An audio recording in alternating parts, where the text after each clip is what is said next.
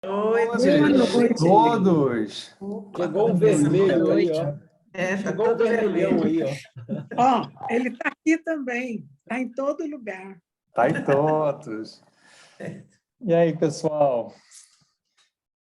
Vamos que vamos. Vamos que vamos, vivendo momentos emocionantes, né? Nossa Senhora! Alta tensão, né? Alta atenção. Alta atenção, isso mesmo. Ah, não, Márcio. Está o máximo agora. Botou Esse óculos. os óculos. Vamos lá, vamos fazer um brinde, então. Ainda rindo ainda, está muito engraçado. Com o copo lá. Um brinde a todos. Salve, salve, Val. Salve, salve. Maria. Salve, salve, Ana Cecília, Glenda. Salve, salve, Márcia. Apolo. Aí, Isa Maria. Brinde, Marcelo. Cadê aquela foto? Lolinha ali. Lula com óculos assim. Com? Esse óculos é o máximo. Ô, Cláudio, gostou do Fala. vídeo lá do Paulo Freire? Ah, eu chorei. Gente, Lindo, que massa. É de lindo. chorar. Nossa, que maravilha. Aí, ó. Vocês Aí, assistiram ó. todos, foi? Eu ainda não.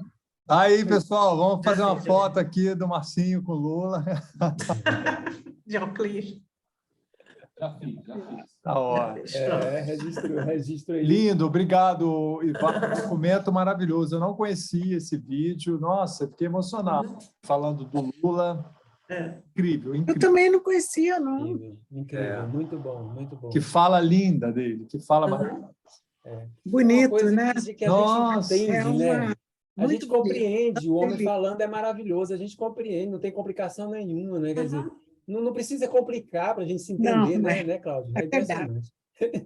E tem uma coisa muito bonita nessa fala, quando ele coloca o Lula ao mesmo tempo como produto da história e como sujeito da história. Isso aí Da também história. achei muito E interessante. não É bonito, né? necessariamente fazendo Muito as próprias mudanças, mas inspirando mudanças. Exatamente. Maravilhoso. A E é gente, isso né? mesmo, É a né? gente, né? Essa história. Mas A aqui não- gente junto, a gente de junto, a gente. mudança, né? Mas é muito bom. Salve, Paulette, entrando também. Que bom, pessoal. Então, vamos lá. Eu gostaria de continuar trazendo, né, algumas reverberações que o documentário provocou em mim, né? E que não deu tempo ainda da gente colocar. Então, eu vou retomar alguns pontos do encontro passado, né? Nós finalizamos o último encontro com a noção de fim da história, não é?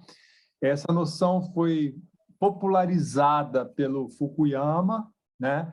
Aquele cientista político dos anos 90, 1990, e ele ficou assim, mundialmente, né, famoso por um ensaio, né, publicado em 89, né, no mesmo ano do desmoronamento do Muro de Berlim, né, o esfacelamento da União Soviética. Né? E esse ensaio intitulava-se O Fim da História, né, em forma interrogativa. Né? Nós explicitamos assim, de forma bem detalhada o que o Fukuyama ele quer significar com essa expressão. Então, esse artigo foi escrito em 1989. Né? Então, assim, foi assim, contemporâneo assim, no laço da queda do Muro de Berlim. Né? Alguém lembra, alguém gostaria de falar um pouquinho sobre essa noção, resumidamente, o que é o fim da história para o Fukuyama?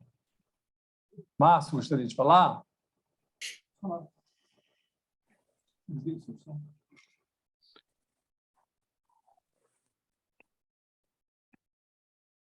Bom, até 89, né, o mundo era dividido em duas partes, né, capitalismo e socialismo. Com o desmoronamento de uma parte, sobrou a outra. Então, o que o Fukuyama está dizendo não é que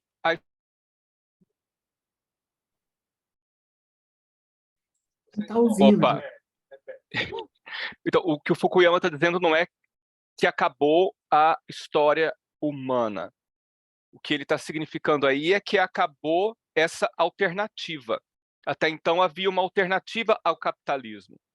Com o fim do socialismo de Estado, com o fim do comunismo, o que sobra, na visão dele, é democracia, liberalismo econômico, né?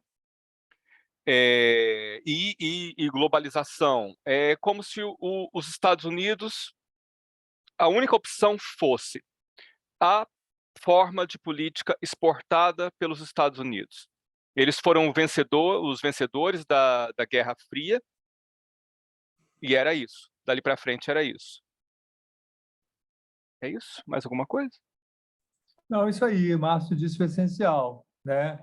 Essa ideia, o Márcio falou assim, é como se não há mais alternativa, né, ao capitalismo, né? O capitalismo passou a ser algo universal, planetário, né, homogêneo, digamos assim, né?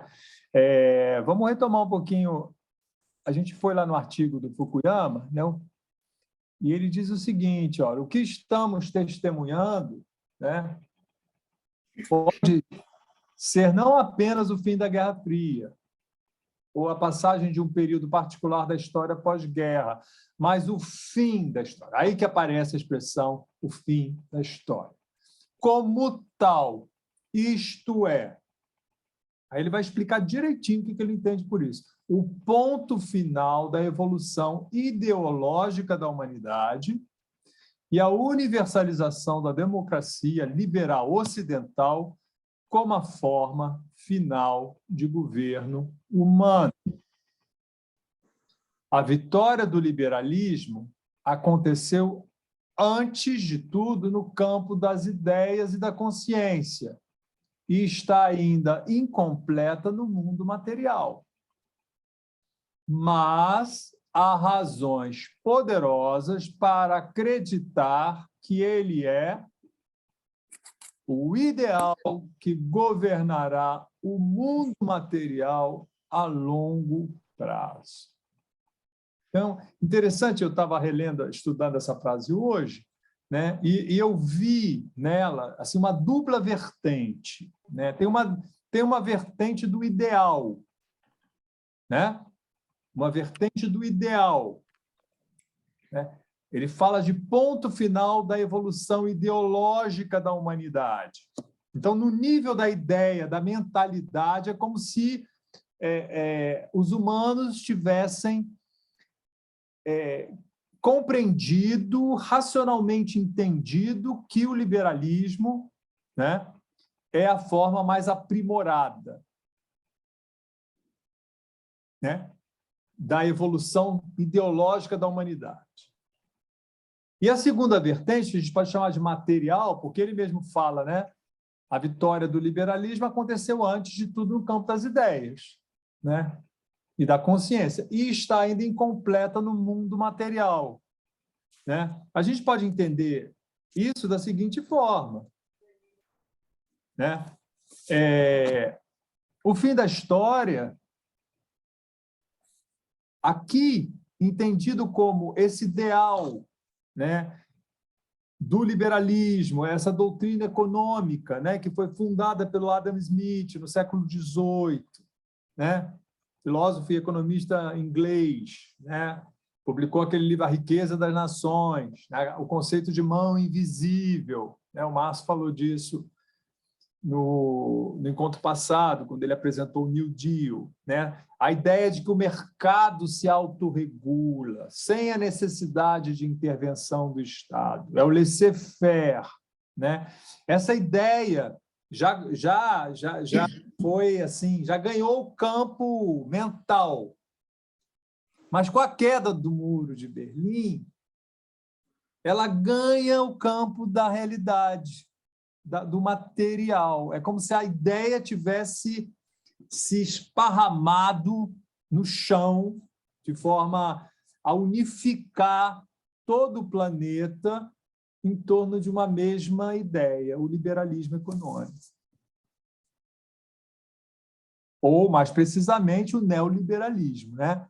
que é esse nome, né, que desse modelo que hegemoniza, né, que domina, que controla o mundo desde os anos 80. Né? Rapidamente, o que os neoliberais pregam?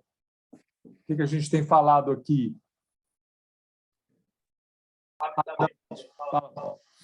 Diminuição do Estado o máximo possível, privatização de tudo, menos direitos trabalhistas, menos direitos em geral, né? E tudo para as empresas. E também, né, nesse roldão aí, o enfraquecimento dos sindicatos, né? Sempre desmantelando, sempre enfraquecendo os sindicatos.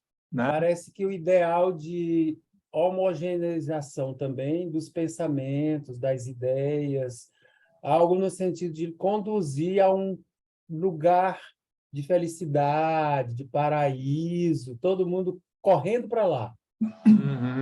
Está embutido nessa coisa do neoliberalismo. Né? Sim. E se você não for no mesmo sentido de todo mundo, você não é humano, não. Você não presta para nada. Você tem que ficar aí quieto no teu canto.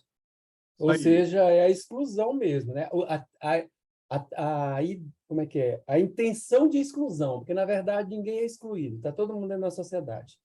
Então, é a ideia de expulsar a pessoa porque você não está indo nessa correnteza. Eu costumo imaginar como se fosse uma correnteza.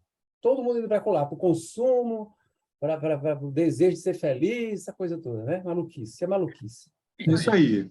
E muito aliado, isso que você falou, né, com a ideologia do empreendedorismo, do voluntarismo. Você quer, você consegue. É só você ralar, batalhar, que você consegue as suas coisas. Né? E também eu acho que alguma coisa, por exemplo, em termos filosóficos, alguma ideia, alguma coisa do tipo, é uma linha. O mundo é uma linha direta, que todo mundo tem que ir nesse sentido. Não existe o lateral aqui, não, nem para cima, nem para baixo, nada. Não existe alternativa, o Márcio está não, isso, não existe o terceiro excluído. Exatamente. Então eu vou direto aqui, porque a linha da evolução e da felicidade é isso daqui. Meu Deus, mas não é assim que as coisas acontecem, né? É muito doido. Isso aí.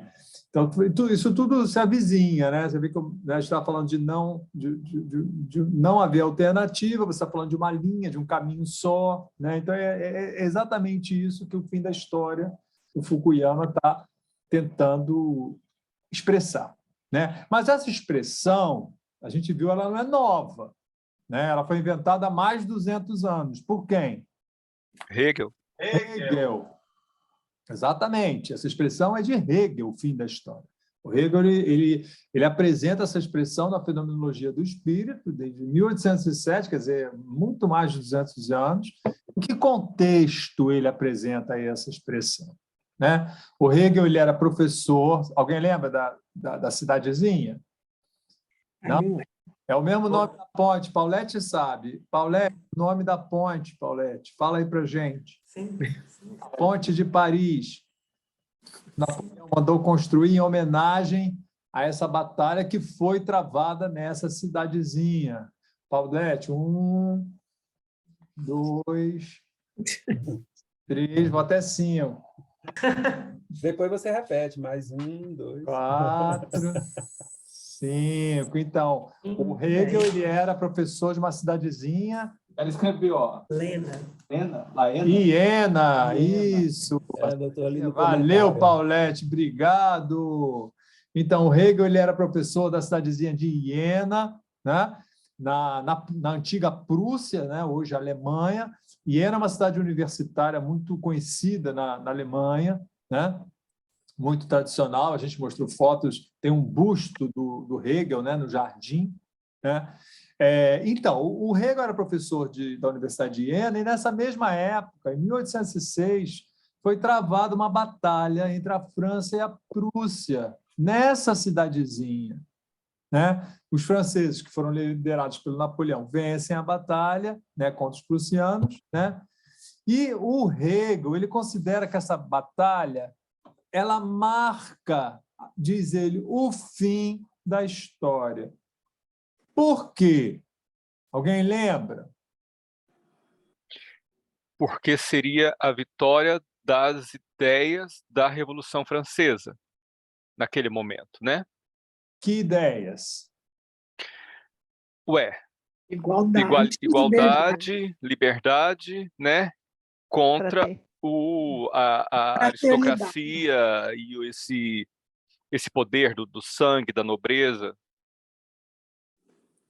Ótimo. Salve, Soraya! Bem-vinda! Salve, boa noite. Obrigada. É isso aí que vocês estão falando. Quer dizer, o Hegel ele considerou que essa batalha marca o fim da história, né, no sentido em que, digamos assim, o que havia de mais vanguardista no campo das ideias, né, tinha sido concretizado pela Revolução Francesa, né? E isso, o Hegel viu na Revolução Francesa um colossal, expressão dele, um colossal raiar do sol, né? As luzes da Revolução Francesa, as ideias de liberdade, de igualdade, de fraternidade, né? Entusiasmaram, assim, arrebataram os pensadores intelectuais liberais, né, na Europa inteira, né? Havia a ideia de que a França havia instaurado, né, os fundamentos do Estado moderno, né? O reino da razão, né? Dando fim ao reino o quê? Ao reino aristocrático, né? O reino aristocrático era fundamentado. Qual era o princípio do reino aristocrático? Nascimento. O nascimento. Exatamente. O fato de nascer naquela linhagem, ser o primogênito daquela linhagem, né, dá total, né, poder àquele indivíduo, que justificava, que se auto-justificava, né, no caso da monarquia absoluta, né, de poder divino, né, no poder teocrático. Né? Então, a aristocracia, né, o antigo regime, né, como se chama, né, na França, ele era baseado nisso, né, era uma espécie de teocracia, né, aristocrática. Né? Vamos relembrar a frase do Hegel, que é uma frase muito bonita. Ô, Isa, vou dar para você ler. Vamos lá. Mas é apenas agora que o homem veio a reconhecer que o pensamento deve reger a realidade espiritual. Eita, ferro. Isto foi o colossal raiar do sol. Todos os seres pensantes celebraram esta época. Uma emoção sublime comandou este tempo. O mundo viu o entusiasmo do espírito como se a reconciliação efetiva entre o divino e o mundo apenas agora chegasse. Nós chamamos a atenção, né? Uma frase muito elegante, muito cheia de enlevo, né? de entusiasmo. Né? As expressões que o Hegel utiliza, entusiasmo do espírito, né? Reconciliação efetiva entre o divino e o mundo. Né? Antes ele fala de celebração, né? Emoção sublime. Emoção sublime. Tudo remete à quintessência, né? Sim. Hegel, a Revolução Francesa foi a quintessência, digamos assim, prática do pensamento humano. Né? Eu acho, também estava pensando nisso hoje, por mais que a gente se esforce, né, que a gente apreenda conceitualmente, né, que a gente se informe através da história, né? Eu penso que é impossível a gente sentir na pele o que foi essa transição, né, para os contemporâneos do século XVIII, né, essa transição de um reino aristocrático, de um universo aristocrático para um reino da razão, né? Um reino que não mais era alicerçado no direito divino, né? mas Sim. sim no direito humano. Né? Porque qual era a configuração? Vamos tentar detalhar assim, qual era a configuração do mundo? O que era o universo europeu? Né? Vamos chamar de mundo ocidental, né? Até a Revolução Francesa. Né? Partindo daquela definição de capital que a gente tem no documentário, né? O que é o capital? Qual é a definição? Logo do verbete do dicionário que alguém lembra? Não, eu não lembro. Capital? Como é que ele define capital? No iniciozinho do documentário. Capital do século XXI. Né? Aí vai a câmera, vai passando pelo tempo, assim, e chega no verbete capital do dicionário. Né? O capital é um bem, né? A gente viu, é o que há de mais valorizado, né? Vem de cap, cabeça, né? É o que está em cima, né? Em forma de dinheiro, né? E ativos, né? Que pertencem a uma pessoa ou a uma organização. Não é isso? Essa é a definição que eles dão lá, eu estou só repetindo. E no documentário, o que era o capital no século XVIII? Terras. Terras. Eram bens, né? Era o capital. Isso. Né? Você tinha terras, dinheiro e empréstimo. Isso tudo era feito também.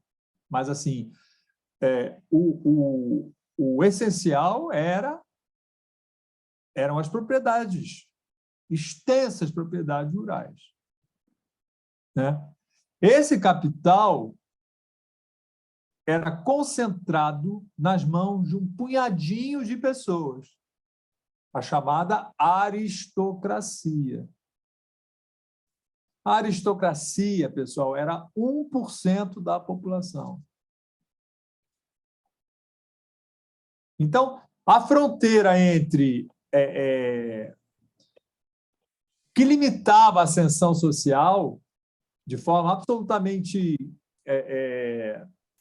inequívoca, não havia possibilidade, era o capital, era ser proprietário de terra. Trabalhar, produzir, estudar, isso não fazia ninguém galgar, ninguém subir na hierarquia social. E essa importância, isso é uma observação que o Piketty faz, muito interessante, essa importância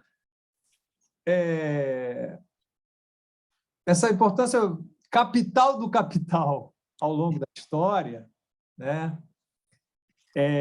Falando do capital financeiro que vai se reproduzindo, é isso? Capital o capital, desde o capital como terra até o capital, né, como a gente entende hoje, o capital financeiro, né?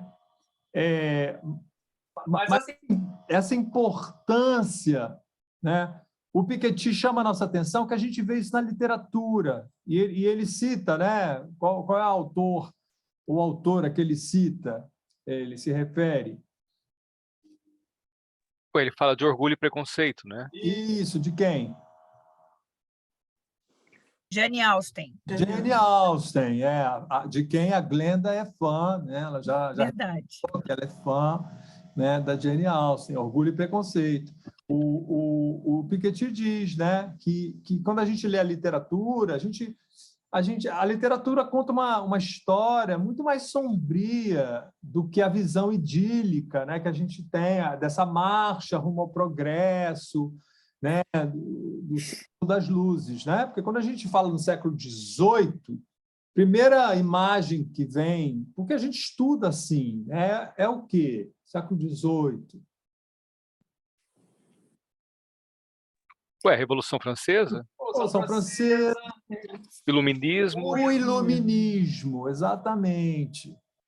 Kant, são todos autores, né, iluministas, né, o que vai... Essa ideia da razão guiando a humanidade. Né? Mas o Piketty, a gente olha, presta atenção na importância do capital, né? Na história, a gente vê que a narrativa que essa literatura conta é bem diferente disso que a gente ouve na escola, né? Que a gente aprende, né?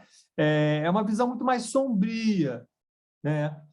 Por quê? Porque a vida, né, eu estava falando, 1% detinha, concentrava o capital. Então, a vida da esmagadora maioria da população era uma vida miserável. Miserável. Né? Aquela Kate, né? Ela fala, no melhor dos casos, né? Se você tivesse muita sorte, você ia ser um servo, você ia trabalhar né? Seria uma mucama, ou, né? um escravo da propriedade, com muita sorte, né? No máximo, e você não ia passar disso, porque todo o resto da população ficava vagando para lá e para cá, procurando alguma coisa, algum trabalho, e o trabalho braçal, de burro de carga, né? E eram tratados como animais, né? Sem nenhum direito, sem nenhum benefício, sem saúde, educação, alimentação, sem nada, absolutamente nada. E tem uma frase que me impactou muito nesse documentário, né? A pobreza é uma sentença de morte. Né? A pobreza é uma sentença de morte, né? E a gente pode até rebater isso para os nossos dias, né? E, em particular com a pandemia. Durante a pandemia, que castigou, claro, matou muito mais os pobres do que os ricos. E aqui no Rio de Janeiro, a realidade das comunidades é uma taxa de mortalidade masculina também, que Isso aí. está 50 anos, né, na média, porque 50 ou 40, porque morre de tiro, né? Uhum. Inocente, morre de tiro. Sim. Então, um dado impressionante, né, é que a expectativa média de vida no século XVIII era de quantos anos? Quem lembra? 17? anos. Chegava a 45, não chegava? Oi? Não chegava a 45, não, chegava? 45 já era um ancião. 17. 17 anos. 17 anos. Mas explica aí, Márcio, o que é essa expectativa média? Não é que as pessoas morriam em média aos 17 anos, não é isso. Fala aí, Márcio. É que como a mortalidade infantil era gigantesca, então você pega, por exemplo, um casal que tem 2 filhos. Um morre antes de completar 1 ano e outro morre com 80 anos. Então, a expectativa média naquela família é 40 anos, embora um tenha vivido 80. Então, o fato de ter essa mortalidade infantil muito grande joga a média, né, lá para baixo. Então, é principalmente isso. Tinha gente que chegava... um exemplo interessante que eu li. Para ser senador na Roma antiga, o mínimo de idade, eu não vou lembrar exatamente agora, mas era acima de 40 anos. Alguma coisa assim. Então, você imagina que as pessoas viviam mais do que isso, quem tinha condição, né? Mas é principalmente isso que eu falei, a mortalidade infantil enorme, que jogava essa expectativa lá para baixo, a média. E a propósito do que o Márcio está falando, vocês sabem a etimologia da palavra Senado? É de senil, né? Vem de senil. É isso que o Márcio estava falando. Senado vem de senil, porque na Roma Antiga eram os mais velhos que podiam fazer parte do Senado. Interessante, né? Então, bom, vocês imaginem que você tem 1% da população, né, que faz parte da aristocracia, que forma a aristocracia, né, herdeira, né, de uma estrutura feudal, né? Vamos lembrar do Tolstói, né, da família dele. Ele era uma família que tinha 300 servos trabalhando nas suas terras. 300, né? Então, assim, é uma estrutura feudal, né? O dono do capital, ele, ou seja, das terras, ele não precisava fazer nada, ele cobrava simplesmente o imposto das pessoas. Quem trabalhava não era ele. Ele nunca trabalhava. Ele ganhava por ser dono, por ter herdado, né?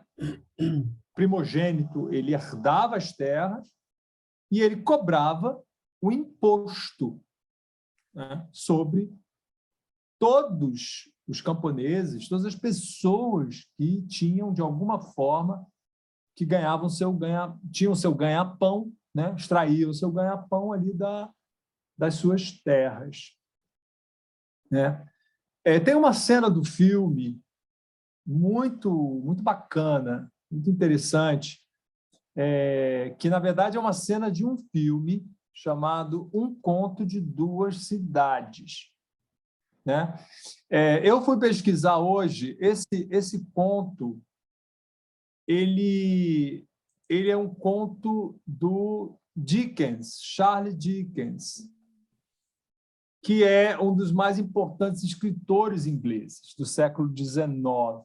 Né? Eu não sabia que ele era o mais popular da era vitoriana, era o Dickens. Ele é muito famoso pelos seus contos, né? Daí conto, né? De Duas Cidades.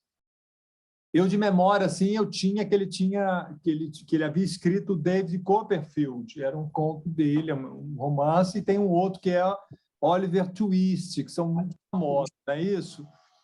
Eu não li nenhum deles, mas eu tenho essa lembrança. Eu li Oliver Twist. Você leu Oliver Twist? Você gostou? Você lembra dele? Gostei bastante. É um drama terrível, né? Porque é uma miséria sem fim. Ele retrata a miséria. E tem filme também dele. Porque é a história de um menino de rua, um menino que é criado na rua, né? Fica órfão, foge lá do orfanato. Tudo com muito maltrato, é bem barra pesado o filme. Assim, Então, Glenda, o Dickens foi justamente um dos introdutores da crítica social na literatura inglesa. Né? Ele fazia da literatura um cenário assim, de crítica social. E Um Conto de Duas Cidades é um romance de 1859, né? Portanto, em pleno século XIX, e justamente a serviço digamos assim, dessa crítica social. Né? E ele tem como fundo, né, esse período pré-revolucionário, né, que antecede a Revolução Francesa. Né? E ele mostra justamente o impacto que isso vai tendo, né? Essas transformações que, pouco a pouco, vão tendo nas camadas sociais, a aristocracia, né? A burguesia que estava começando a se formar de forma mais ali ao lado da aristocracia, o campesinato, os miseráveis, né? Né? Daí os Miseráveis, né? Tem uma cena do filme, no documentário aparece os Miseráveis, né? O Victor Hugo e tudo mais. Então, aqui está o inglês, né? A Tale of Two Cities. Que bom. Aqui uma edição do século XIX do livro. E aqui o Charles Dickens.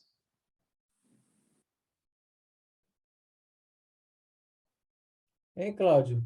Fala. É muito interessante essa coisa de alguém que chega para mostrar a realidade de outra maneira, de outro ponto de partida, né? Ou seja, a questão da crítica. Porque você falava agora há pouco, aí, por exemplo, o pessoal da aristocracia não trabalhava, né? Era não sei quantos escravos, 300 escravos, e eu me lembrando aqui, o que os coronéis do Nordeste faziam aqui no Brasil? Você pega, por exemplo, a obra do Gilberto Freire, aí ele conta lá, aquele povo ficava só copulando na rede, sem fazer nada, né? Aí depois você pega, assim, por exemplo, a ideia de nascimento, que o Márcio estava colocando e você também falou um pouquinho. A ideia de que alguém nasce, vamos dizer assim, divino, né? Alguém é mais puro do que eu, que sou o oprimido. Aí então você internaliza aquilo e começa a obedecer, né? é a menina que é negra que trabalha numa loja, chega alguém branco, é alguém que está, entendeu? É a empregada doméstica. Então, você começa a entender, a internalizar que tem alguém especial ali, né? Perto de você, é mais especial do que você. E aí é interessante a gente observar que, ao longo da história humana, isto vem acontecendo, né? E que se repete essa coisa de chegar alguém e começar e mostrar de outra maneira. Porque se você fica anestesiado, continua essa coisa idiota de ter uns mandando nos outros e não cresce todo mundo. Pelo contrário, todo mundo fica parado ali, né? Até o que manda fica parado, né? No sentido de que ele não percebendo a diversidade, não percebendo que é possível abrir novas perspectivas, ele para, né? Ele não consegue perceber. É muito, muito, muito interessante a gente ver que existe essa coisa se repetindo. E termina sendo uma coisa de linha. A ideia de que é por aqui que o universo caminha. Meu Deus, a Terra anda aleatoriamente no universo, e as pessoas não entendem isso, né? É uma ideia fixa de que tem uma linha. Não existe essa linha. Enquanto não se quebrar isso, não muda, né? Diga. Mas isso é muito, muito importante que você está falando, né? No sentido que toda ideologia hegemônica ela tende à massificação, ela se serve da massificação para exercer o seu poder, né? E isso exclui o quê? A diversidade, exclui a crítica, exclui o dialético, por isso que há censura, né? Por isso, se você fala qualquer coisa, você está atacando a família. Se você faz uma obra de arte, você faz agora nós tivemos recentemente em Otim e uma das instalações do Tunga, né? Eu li lá, não estava acontecendo isso no dia que nós fomos, mas eu li que quando ela foi apresentada, corpos humanos nus ficavam circulando entre as peças que o Tunga... Então, isso seria visto assim, olha só o que eles entendem por arte, estão atacando a família tradicional, a família, né, pátria, Deus, enfim, já entra com esse discurso monolítico. Né? E isso é tão falso, porque se você vai a Florença, você vê lá o povo pelado pois é. as crianças vendo lá o pinto do cara, entendeu? Então é muito falso isso, meu Deus do céu. Então, esse livro do Dickens, ele então se tornou, ele teve alguns filmes que foram feitos a partir dele, né? E o que aparece no documentário, né, na verdade, esse aqui que foi feito em 1935, quase 100 anos, né? O filme que o trechinho que aparece no documentário, né? Tive essas cenas, né, que a gente viu no documentário, e com a Bastilha no fundo. Então, a cena que a gente vai ver agora, aparece vocês devem estar lembrados, aparece um aristocrata que está sendo bajulado e ali cuidado, né? Chuchotado, como se diz em francês, né? Chuchoté pelos seus criados, eles estão perfumando ele, cuidando dele, e ele está com um dos seus empregados, o seu secretário, né? Um secretário num posto alto, é um cobrador de impostos, e ele está ali, né? O secretário está prestando contas para ele dos impostos, né? Então ele está ali, mas vem cá, ele começa a reclamar que o dinheiro que ele está angariando não dá para pagar a conta de perfume. Vamos ver um trechinho pequenininho Eu me lembro. para a gente comentar. Então, esse é o filme. Tem que marcar ali embaixo. Sim. Espera aí.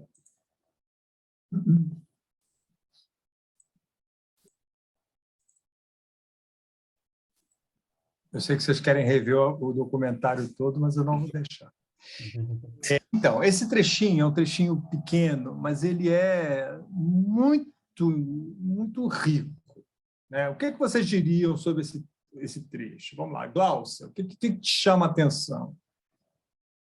É o desprezo, né, pelo ser humano, né? Porque quando ele morreu, Mas pelo ser humano em geral? não, é assim, pelo ser humano pobre, miserável. Sim, desprezo pelos pobres. E que ele ainda provoca o cara. Esqueci que você é humanitário, mas isso é ilusão sua, que as pessoas não são iguais, né? É um desprezo total, até por aquele cara, que não é tão miserável, mas que é abaixo dele, né? Insensibilidade também. É. É insensível. A pessoa fica morta. É impressionante como é que a pessoa morre desse jeito. Pensa que está vivo, mas para mim já morreu há muito tempo. Pessoas assim, para mim, estão mortas. Não no sentido de que não pode fazer o mal, porque o mal eles continuam fazendo, mas no sentido de que acabou, não tem luz. Não tem luz uma pessoa dessa, né? É incrível como é que a pessoa chega a esse estágio. Assim, Vocês prestaram atenção no título do filme, da obra, Um Conto de Duas Cidades. O que vocês diriam disso? Ué, uma rica e uma pobre. Sim, Uma cidade sitiada, né? Assim. Cidade Exatamente. partida lá do Zueni Ventura, né? Uma cidade partida, né? E a favela. Né? Duas realidades, né? Duas realidades, né? Duas realidades, né?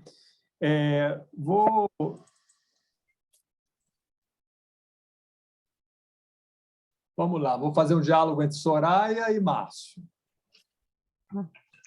Quem sou eu? Márcio é o Gabé. Então, vai lá, Soraya. Vamos lá. Deixa eu diminuir aqui. E tem uma tarja aqui na frente. Você tem que se imaginar. Imaginar esse aristocrata aqui. E sendo perfumada ali, com os cremes todos, coisinha. E esse aqui é rolê? Quem fala? Rolê? Rolê. O que recebo... Bom, posso ir? Sim. O que recebo dos camponeses mal dá para pagar as contas de perfume. Rolê pagou o aluguel? Rolê morreu semana passada.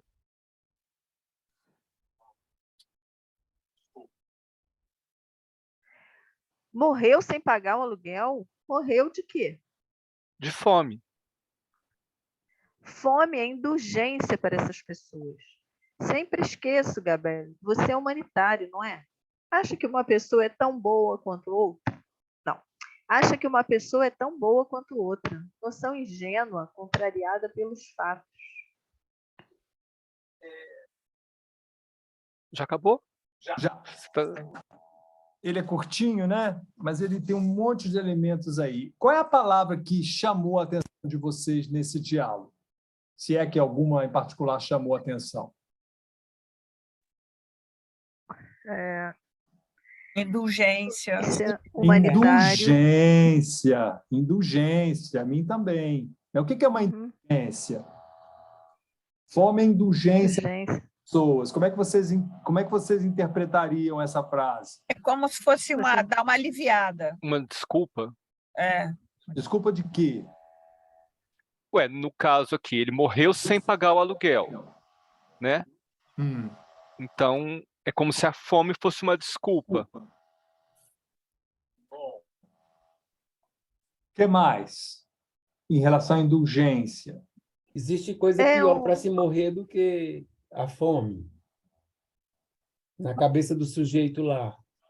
A fome é assim, uma coisa até boa para essas pessoas que estão aí, porque merecem morrer de coisa pior. Sei lá. Eu acho que é muito também como se fosse um motivo assim, muito simplório, né? Um motivo muito sem sentido para alguém se morrer de fome, talvez. Vamos lá, vocês reparam que... Um certo perdão. Exatamente. Uma coisa boa. Termina sendo uma porque coisa boa. Eu falo quando, às vezes, falo, nossa, eu fui muito tem fases que eu estou muito autoindulgente, quer dizer, que eu estou me desculpando, me perdoando muito facilmente de algumas coisas. E aí eu não mais. Mas eu acho que, assim, eu estava dando uma olhada aqui no significado, mas ficaria mais como uma absorção de pena do que a própria perdoar, porque a fome não perdoa a pessoa, mas é como se fosse absorve a pena porque morreu, porque na verdade ele é um pecador, está ali enfeiando o mundo, está só fazendo coisa. Então a fome vem, mata, ou seja, está sendo indulgente, acho nesse sentido, né, de tirá-lo. Exatamente. Eu vejo como você, Glaucia, porque... Porque tem vários significados, tem um de perdoar, dessas coisas, mas acho que todos ficaria, né? Porque essa palavra indulgência também é utilizada no sentido de você pagar, né, por um pecado, né? Você pagar uma indulgência, você tem que pagar por algo errado que você tenha feito, né? Então, me parece... conseguir o perdão, né? Quando ele diz assim, que reparem que ele fala assim, para essas pessoas morrer de fome, a fome é uma indulgência. É exatamente nesse sentido, para mim, que a Glaucia falou. Ou seja, essas pessoas elas estão no vício, elas são corrompidas, elas enfeiam o mundo. São tão desprezíveis. Elas têm tudo de ruim, né? Como o Trump se referindo aos mexicanos, aos imigrantes mexicanos, vocês lembram? Não são humanos, são animais. Como os moradores de rua, né? Exatamente. Pelo padre Júlio.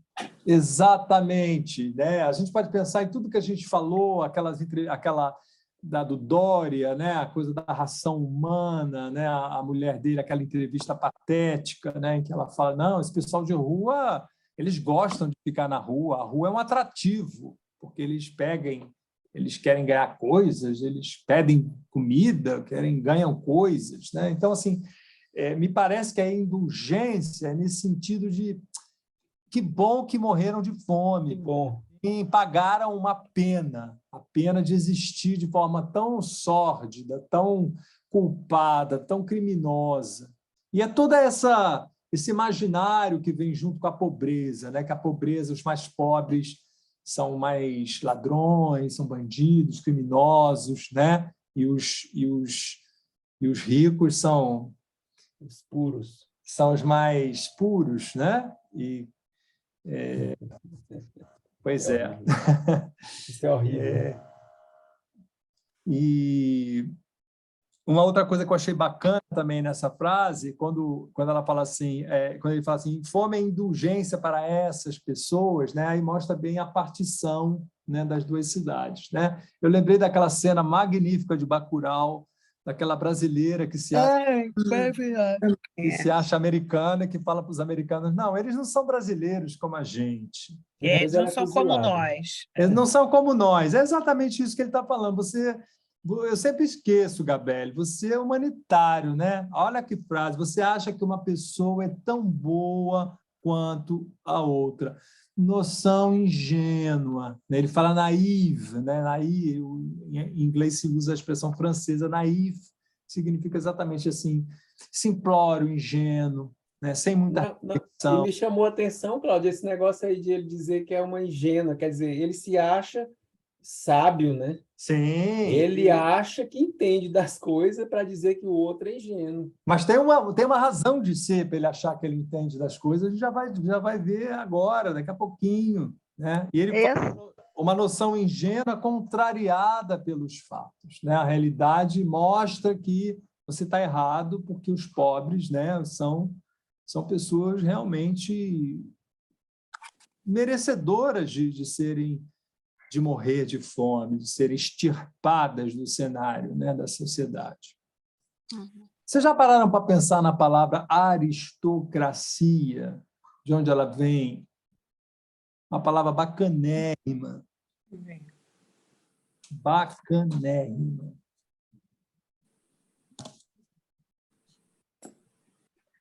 Paulette falou alguma coisa há pouco? Ela falou que tinha que pagar o aluguel antes de morrer. É interessante quando ele fala assim, ele falou, morreu semana passada. Ele pergunta na hora, morreu sem pagar o aluguel? Quer dizer, Ele nem se incomodou com o fato do cara ter morrido, né? Ele se incomodou com o fato do cara não ter pago o aluguel. Então, a palavra aristocracia, de onde é que ela vem?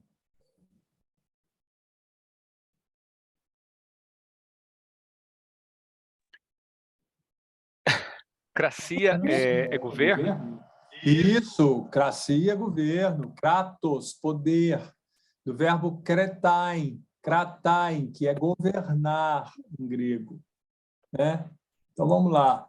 Essa palavra, ela vem, a etimologia dela do grego aristocracia, de aristos, que é o melhor. Aristos, o melhor. Mais o verbo kratain, que significa governar, e kratos é poder, né? Em alemão se fala Kraft, tem essa raiz grega aí. Então, a aristocracia é o poder, o governo dos melhores, que formam uma elite. E esses dias eu andei procurando a etimologia de elite, vem do francês élite, olha que interessante. Participe passado, que é o eslite, do verbo elir, que significa escolher, eleger, que vem do latim eligere. Então, olha como as coisas fazem sentido. São eleitos. São eleitos. O aristocrata, ele é escolhido, ele é eleito por ser o melhor. Eles são os escolhidos, né? Eles são os escolhidos. E por ser o melhor, hein, o Ivar, ele é escolhido para governar, ele é escolhido para saber, ele é escolhido, por isso que eu estava falando, tem uma razão de ser quando ele diz assim, você é muito ingênuo, né? Eu sei. Ele está na posição de saber e de poder, né? Ele está na posição de saber e poder, porque ele foi escolhido. O Aristóteles, ele já tinha esse nome mesmo? Será que é nome de batismo? Aristóteles é o melhor. É o melhor. É o melhor. Exatamente. Aristóteles, ele vem o melhor. Eu tinha um amigo que eu conheci, um brasileiro, que chamava Aristão. Aristão. Aristão é o melhor. Vem daí, Aristão. Interessante. Eu mudaria meu nome. Tá? Você mudaria? Meu pai me Você botasse mudaria? esse nome, eu mudaria. Não combina comigo, não, esse negócio aí. Aristão. Então, para os ricos, né, para esses que têm, para esses aristocratas, a herança ela é uma obsessão. Né? Por quê? Porque o filho mais velho ele vai herdar todo o capital do pai. Não sobra nada para os irmãos. Dinheiro, a casa, as terras, tudo vai fazer do primogênito um super-homem, um todo-poderoso. E todo mundo passa a depender dele. Né? Só pelo acaso de ser o primogênito naquela família. Né? É o que dá a ele o selo de superioridade, de ser o melhor, de ser o Aristos, né? Ter sido o primeiro. No livros da Jane Austen, ela tinha assim, tinha os primogênitos, isso mesmo, né, que eram os herdeiros. Aí aos outros só restava o clero, porque eles podiam ser clérigos e casar e tudo, né, pela igreja anglicana, que era uma coisa, não tinha vocação nenhuma, a pessoa simplesmente escolhia como se fosse clérigo, ou do exército. Então, eram as opções assim para os segundos, terceiros filhos, porque eles não tinham terra. Né? E eu achei muito engraçado essa coisa de ser clérigo, né? Porque você imagina que a pessoa que vai ser religiosa, ela tem uma vocação qualquer para ser religiosa. Né? Era simplesmente uma profissão possível para um segundo filho, um terceiro filho. De uma classe que não era riquíssima, porque quando era muito rico, o irmão mais velho ajudava todo mundo, né? Mas quando era rico só para não o suficiente para todos, as pessoas tinham que desenvolver trabalhos e era isso, o exército. Que coisa, né? E clérigo, ser clérigo. É muito interessante também a gente ver que essa ideia de que as coisas podem ser fixas, né?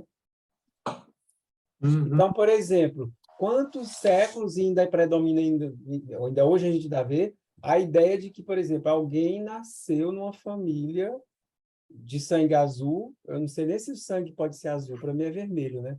Então, assim, a ideia de que você, o filho mais velho, é o que vai mandar, essa coisa fixa, isso é muito estúpido, eu acho, né? A ideia de que, no machismo, o homem, né, pode comandar os desejos da filha, será que é mulher? Essa coisa meio louca de fixa, eu não consigo mais perceber, não há muito tempo, né? E isso, para quem tinha posses, né? Porque, por exemplo, no caso do meu pai, né, eram 6 irmãos, tinha uma irmã, e na época, né, os pais dele trabalhavam no engenho lá, sei lá, devia ser agricultor lá do engenho, e só o mais velho que estudou, porque só tinha condições de botar um para estudar, os outros tinham que se virar, né? Por que o mais Foi velho, ser né? alfabetizado no exército, né? É interessante. Aí você começa a pensar assim, por É. que tem que ser o mais velho? Porque essa coisa fixa, né? É Uhum. isso que eu não Se consigo... for homem o mais velho, porque mulher não é, Claro. né? Exatamente, né?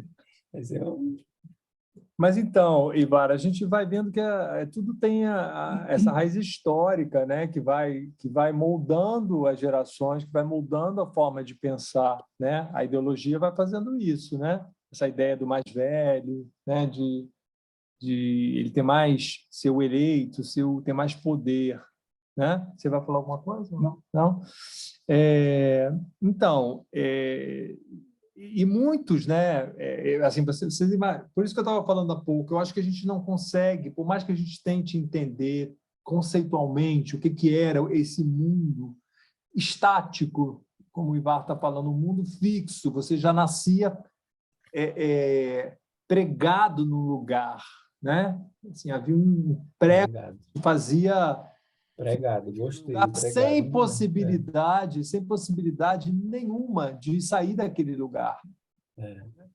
Assim, a total imobilidade social. Quando você podia ser um servo de uma família, né, de uma família aristocrata, e ficar ali, né, meio que naquele ambiente ali, trabalhando, claro, sendo escravizado, mas estava ali, de certa forma, comendo, né, estava tendo alguma coisa, né? Mas E as pessoas que conseguem sair disso, vamos pensar em termos mesmo locais, a sua vida, a nossa vida, a vida de cada um, né? Assim, a gente termina constatando que as pessoas que conseguem sair disso, no começo elas são tidas como malucas. São pessoas tidas fora do quadrado mesmo. Eu tiro por mim. Eu venho de uma família muito pobre, né? Então, com 14 anos, eu fui arrimo de família. Nós éramos 7 irmãos, minha mãe, meu pai, minha mãe era costureira, meu pai desempregado, e eu consegui um emprego no Banco do Brasil com 14 anos e sustentei minha família. Então, assim, e eu era um cara meio diferente, entendeu? Então, eu notava que eu já era diferente desde criança. Então, eu saí daquele lugar, mas não um lugar físico, necessariamente só isso, mas um lugar existencial mesmo. Então, eu conseguia saltar fora a todo momento. E muitas vezes eu era tido como um cara diferente, esse cara, ou até louco mesmo, assim, doido. Era taxado dessa maneira. Então, assim, você tem que dar esse salto.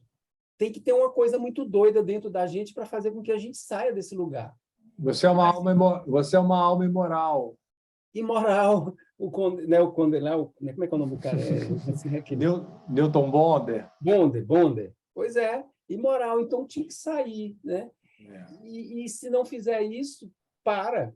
Então, você tem a experiência de vida, no meu caso, eu tenho a própria experiência, de que tudo é movimento, é possível sair do lugar. Que eu acho que é isso que era a loucura do Paulo Freire. É possível sair do lugar, né? E ele ficava com vontade de passar isso para as pessoas. Muitas vezes não consegue dizer, né? Tem que ser o próprio exemplo, ou o discurso, é tudo junto, porque parece que as pessoas não percebem de que é possível sair do lugar, né? Mas essa coisa fixa, os poderosos que estão mandando, cultuam isso daí, né? A ideia exatamente. de nivelamento das pessoas, a ideia de que existe um lugar de que todo mundo pode estar nivelado, a globalização, sei lá, uma padronização, porque se você não entrar nessa padronização, você é excluído. Soraya. Mas isso me levou lá para uns anos atrás, essa ideia da aristocracia, desse lugar fixo, e na verdade, a ideia de que não se quer abrir mão, né, desse privilégio, sobre a ação movida pelo aquele príncipe Luís Felipe de Orleans e Bragança, que eles queriam ter direito ao Palácio Guanabara. Que foi residência da Princesa Isabel, né? Pois é, então assim, eles pararam no tempo. Mas então, Soraya, a meta, mas é justamente isso, né? A meta dessa aristocracia, né? Dessa elite, né? Da Europa do século XVIII e que se perpetua nas mentalidades das elites vindouras, né? Qual é? É conservar o poder aristocrático, esse poder da elite. Sim. Os melhores, nós somos os melhores, então a gente tem que conservar isso, né? O Piketty, ele dá o exemplo, né? A gente vê no Jane Austen, justamente, né? Na Jane Austen, quando ele fala daquela cena que aquele... É Darcy o nome dele, né? Mr. Darcy. É o Mr. Darcy, né? Ele é um proprietário jovem, né? Assim, que é um cara que anda com roupas simples e tal, todo mundo acha que ele parece um miserável e tal, mas o cara, ele é por ele ser proprietário de muitas terras, né? É um aristocrata, ele nem precisa estar ali na propriedade, ele não precisa, né? A terra gera dinheiro sozinho. Fala. Você ia falar? Sim. Uma outra coisa também, lembrando do filme, não necessariamente sobre a aristocracia, mas tem um momento no filme que eles falam o seguinte, que em momentos de crise, as pessoas se agarram ao que está mais próximo delas, né? Ao que elas conhecem, que pode ser a etnia, a religião. Então, é interessante notar como que em momentos de crise é o momento em que o conservadorismo aflora, né? E eu acho que tem a ver com isso também, da manutenção. Exatamente. É interessante, né? Essa conservação, essa ideia de que algo vai ser conservado, né? Você vai conservar alguma coisa. E voltando à história do Darcy, né? Do Mr. Darcy, tem uma frase excelente da documentário que fala assim: dinheiro casa dinheiro, não tem nada a ver com amor. A Kate Williams, né? Que é historiadora, ela, da Universidade de... Nos livros da Jane Austen davam-se um jeitinho. Pois é, O mas Mr. Darcy casou com a Elizabeth Bennet. Os homens, né? Óbvio. Tá. Você está falando que não... Ele casou. Ela conseguiu, mas ela conta muito dos preconceitos, porque eles eram uma família, ela era de uma família empobrecida. Então, ela tinha um lastro de educação, ela era bem educada e tal. O pai dela, acho que era até clérigo. Agora, aí ela teve uma chance, porque como ela era educada e tal. E tem o pessoal que não tem chance nenhuma, porque não tem mínimo e aí são castas, verdadeiras castas. Ela devia estar numa casta intermediária. E o cara foi muito magnânimo, né? E casou com ela, não antes, sem muita confusão, e ter noivado com alguém da mesma classe social antes, aquelas confusões todas, né? Então, a Jane Austen, ela mostra justamente, né? Ela cria essa ficção, né? De que era possível casar, né? Mas mostrava que era difícil, tá? Mas era uma coisa, mas era uma coisa assim que causava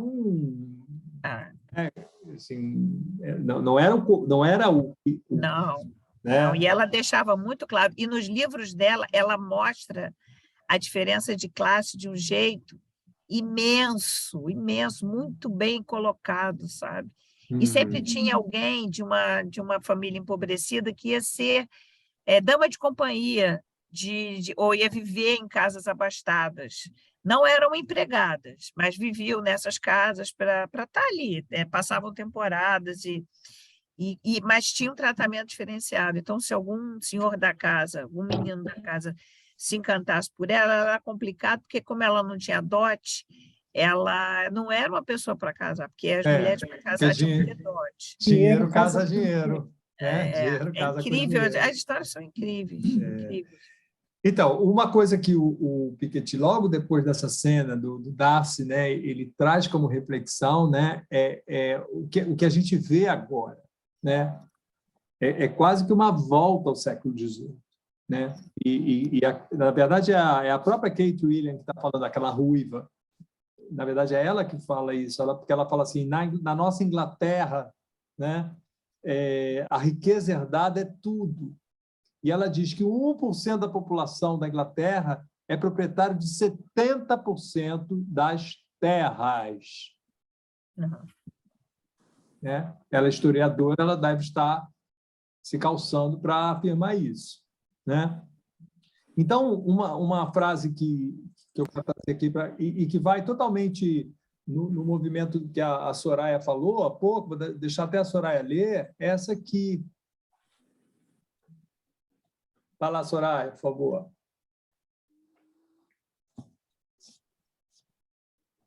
Soraya? Soraya não está? Posso ler. Então vai lá, Marcos. Tira o seu som.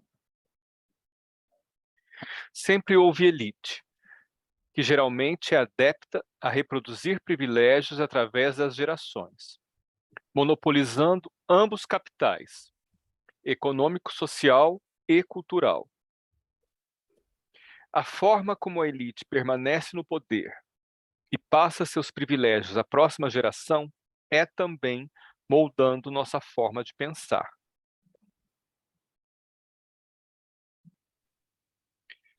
Gillian Tett, editora-chefe do Financial Times.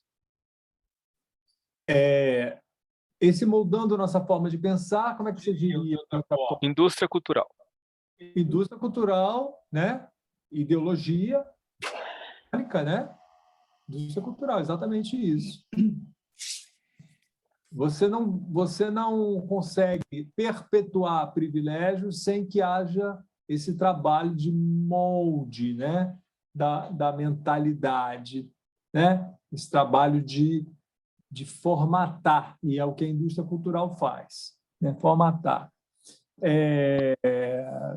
Eu fiquei, assim, só um parênteses, assim, bastante... Não me surpreendeu, mas é sempre algo que... Nós estávamos lá no interior de Minas Gerais e foi no domingo, se não me engano, foi no dia do velório, do enterro, né? A gente fala em velório do Charles. O Márcio cometeu um ato falho aqui, velório do Charles. Já está morto. Então, e a gente estava... A gente estava tomando café numa cidade bem do interior e tal, e estava a televisão ligada e passando, a TV Globo, era a TV Globo passando ao vivo, a manhã inteira, o enterro aquele cortejo todo, né? Aí eu fiz assim, coisa mais absurda, assim, interior de Minas Gerais, quer dizer, mas não é surpreendente isso. Não é surpreendente que se dispense tanto tempo assim, cultuando esse culto desse Fausto da realeza, sabe, da Europa, né? Isso tudo a gente vem trabalhando, né? Esses temas todos. Não seria assim se fosse um rei africano, um rei da Ásia, até transmitiria um pouquinho e tal, mas, gente, foi direto, assim, a manhã inteira, passo a passo, sabe? Isso me chamou a atenção, assim, demais. Fala. Sabe o que eu pensei, Cláudio, quando estava passando aquilo tudo? Eu também não suportei aguentar muito tempo aquilo. Eu ligava, desligava, se bem que eu nem assisto Globo nem nada, a televisão não estou mais assistindo, não. Pois bem, aí passando, e eu pensando, meu Deus do céu, 680 pessoas morreram de Covid no Brasil, né? Eu digo assim, como é que seria? Eu até comentei com minha esposa aqui, eu digo, como é que seria para fazer o cortejo, botar cada pessoa que morreu de Covid no país, vamos parar o Brasil 4 dias, sei lá, para fazer de cada pessoa. O planeta ia parar, né? Eu comentando com ela que porque é um ser humano, né? Quer dizer, não tem... Não, aí depois eu digo, mas é o símbolo, ela representa. Eu digo, e daí? Cada um de nós também é um montão de símbolo, né? Quantos símbolos eu carrego para os amigos, em mim, para as pessoas, né? Ou você, qualquer pessoa, né? Eu fiquei assim também fazendo essa elucubração no dia. Eu digo, meu Deus do céu, para que essa coisa louca aí, né? Aí depois vem um rei, que já morreu também, já praticamente está morto, né? E o cara não consegue segurar nem o dia inteiro, o cara está morto, né? Não faz mais nada. E me ocorreu uma outra coisa, Ivar, também sobre o filme, a música da Lorde, né? Quando ela fala... a música dela é uma crítica à indústria cultural que fica nos jogando consumo na cara o tempo inteiro. E aí me ocorreu agora, essa valorização, essa sacralização do lucro, do dinheiro, do consumo, dos bens de consumo, né? Essa valorização exacerbada que a nossa sociedade dá ao dinheiro, aos bens de consumo. Isso não é também uma maneira justamente de separar quem tem de quem não tem e mostrar que essas pessoas que têm, como elas são especiais, como elas são merecedoras disso, né? Como elas estão... E quem não tem, como ela é diminuída, né? Se ela não tem, é porque ela não merece, é porque ela deve ter algum problema, algum defeito. E o quanto isso é...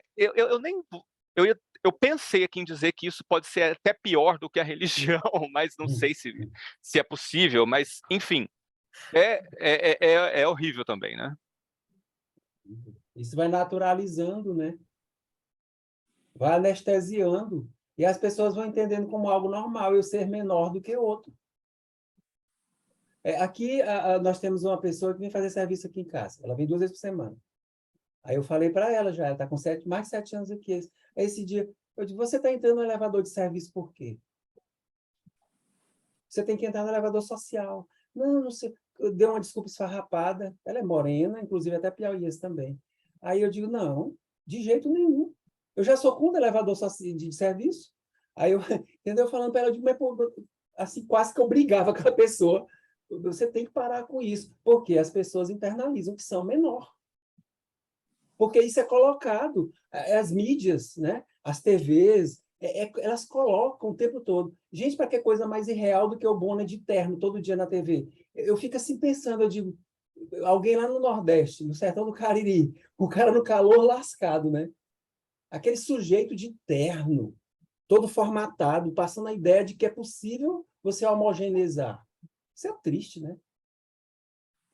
É isso. De que é possível homogeneizar ou é justamente o contrário? Para mostrar que ele é sim, diferente? Sim. Isso, que é possível você deshomogeneizar, né? Mas de que é natural você pensar em termos homogêneos, né? É horrível isso, né? Então, essa frase que a gente acabou de ler, da Gillian Tett, lembrando que ela é editora-chefe do Financial Times, né? O Financial Times é o conhecido como jornal de Wall Street, né? E ela fala uma coisa, eu acho que essa frase eu já trouxe aqui, mas eu vou trazer de novo, que eu achei muito interessante, porque ela fala justamente dessa... eu estou fazendo um gancho com esse moldando a nossa forma de pensar, né? Eu falei do voluntarismo agora há pouco, né? O Ivar falou, se você não consegue é porque você é ruim, você tem algum problema, né? E ela fala justamente dessa ideologia que sustenta o neoliberalismo, né? E é interessante porque isso é dito por alguém que é editora-chefe, né, de um jornal que é o porta-voz de Wall Street, né? Vamos ver o que ela diz aqui. Tradicionalmente, os economistas argumentam que a desigualdade é impulsionadora poderosíssima de progresso e inovação. Eu adicionei esse parênteses, colchete aí, né? Porque conforme a curva do Simon Kuznets, né? Aquele prêmio Nobel de Economia, né? Vocês lembram? A Glenda apresentou a curva aqui para a gente, né? é importante para as sociedades, para que elas se desenvolvam, segundo Simon Kuznets, haver uma disparidade de renda, né? Porque isso vai favorecer a competição, vai impulsionar as pessoas, né? Aí a curva vai chegando no seu ponto máximo, o bolo cresce e depois, segundo Simon Kuznets, haveria uma repartição do bolo. Então, é aquela famosa ideia, né? Crescer para repartir depois. Primeiro fazer o bolo crescer, para depois partir o bolo, né? Então, ela diz, porque essa ideia de competição, em essência, faz as pessoas se esforçarem mais. Essa é a tese, né? Aí ela diz, essa é a editora-chefe do Financial Times, hein, pessoal? O problema é que a extrema desigualdade cada vez mais parece ser fonte de grande estresse econômico, social e político. Porque se você tem uma situação onde uma elite tão rigidamente protege as suas fileiras, né, e a gente viu que a meta da elite é preservar os seus privilégios, né, e que ninguém pode subir e não há mobilidade social, você tende a acabar em completa revolução. Cláudio, me desculpe, desculpa a todos, mas eu vou ter que sair porque motivo que eu acho que é justo, pelo menos para mim, né? A minha filhota de 32 anos está de aniversário hoje. Aí então parabéns claro para ela, é. manda um beijo para ela, tá bom? Obrigado, tchau, gente. Boa noite. Foi muito bom você estar conosco. Obrigado. Com licença, tchau. Então, eu quero falar um pouquinho aqui da Revolução Francesa, que é um tema que o Piketty traz no documentário, né? E eu queria pensar com vocês algumas ideias que me ocorreram assim. Vamos lá. Por que o Piketty começa a falar sobre a Revolução Francesa, né? Ele diz, né, a gente está falando dessa vida no século XVIII, que é uma vida, a estrutura é muito estática, né? muito rígida, né? Sem mobilidade social. Mas ele fala, a vida no século XVIII não é estática, né? Nós vemos o desenvolvimento de novas ideias políticas que exigem igualdade de direitos e o fim dos privilégios ligados ao nascimento e à nobreza, né? Isso que a gente estava falando, a gente não consegue muito bem aquilatar que mudança foi essa na vida das pessoas, porque surgiu uma corrente ideológica que vem quebrar com essa, né, vamos dizer, com essa coisa engessada da aristocracia, né, reclamando igualdade de direitos e final dos privilégios.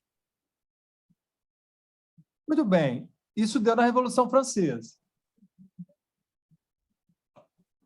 Aí a Kate Williams acrescenta, na Revolução Francesa, a bandeira é liberdade, igualdade, fraternidade. Com fraternidade, todos serão livres. Mas, em curto período de tempo, nós temos um governo de banqueiros que começam a criar as elites mais uma vez. Então, voltando à frase lá da Gillian Tett, sempre houve elite, que geralmente é adepta a reproduzir privilégios através das gerações. Então, passou, né? O tempo passa, mas a elite, na verdade, ela quer permanecer elite. Ela vai tentar se metamorfosear, mas ela não vai querer sair do lugar dela. Certo? É isso que eu estou pensando. Muito bem. Aí o Piketty acrescenta, no fim das contas, a Revolução Francesa é baseada, em parte, na hipocrisia. Tem-se uma visão da igualdade, na melhor das hipóteses, um pouco otimista ou um pouco ingênua. E, na pior das hipóteses, cínica. Finge-se acreditar que a igualdade vai brotar naturalmente ou espontaneamente, como num conto de fadas. Mas, na verdade, é preciso também instituições políticas, um sistema de educação e saúde, sistema de transporte, um sistema tributário que taxe as grandes fortunas. Mas no século XVIII, no momento da Revolução Francesa, nada disso foi posto em prática.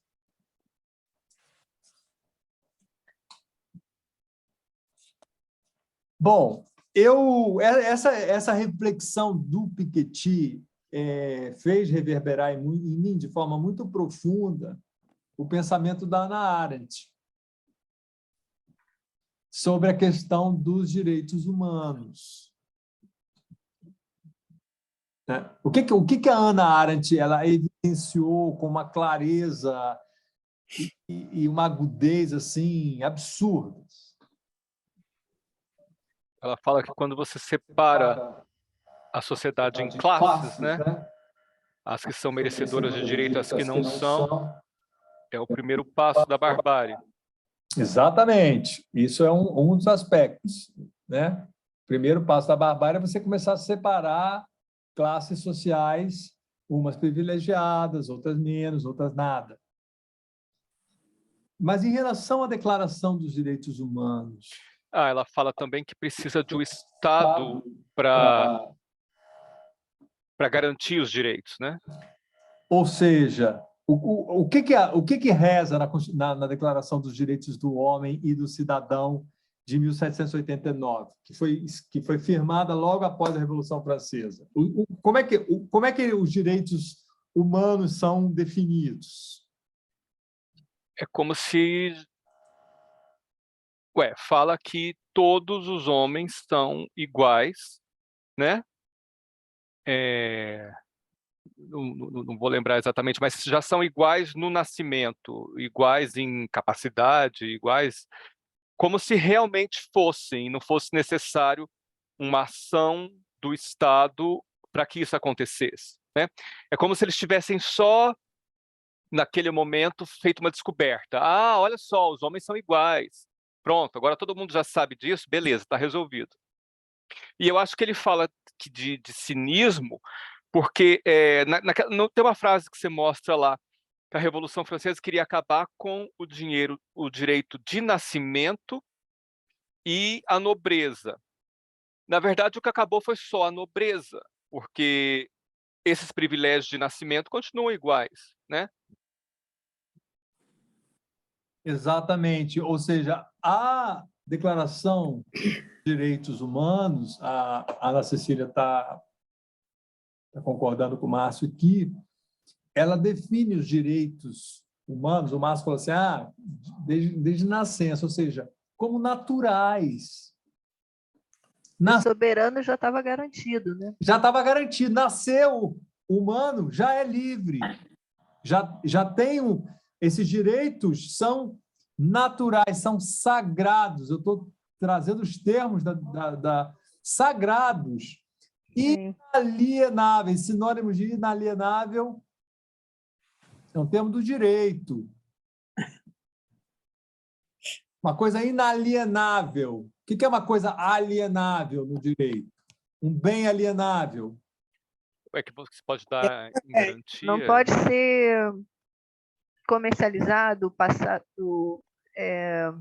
transacionado, talvez. Sim, você não pode dispor... Dispor. Para outrem. Você não pode... Esse bem, você não pode... Transferir. Você não pode transferir, você não pode tornar alien, outro, estrangeiro a você. Ele está colado no seu DNA, o direito humano, segundo a Declaração dos Direitos Humanos. A Hannah Arendt foi a primeira pessoa, de forma genial, a perceber o seguinte: maravilha, mas está faltando uma coisa. Ou melhor, está subentendido que um direito humano só é natural se houver um Estado que faça valer esse direito natural. Obrigue, né? Para alguns, né?